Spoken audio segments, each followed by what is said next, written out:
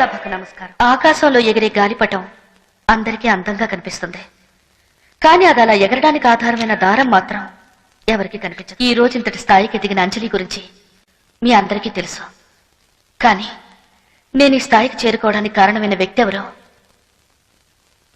నాకు. ఎందుకంటే చప్పట్లు కొట్టి పొగిడిన వాళ్ళని మనం మర్చిపోవచ్చు, కానీ చేయూతనిచ్చి పైకి తెచ్చిన వాళ్ళని మాత్రం మనం మర్చిపోకూడదు.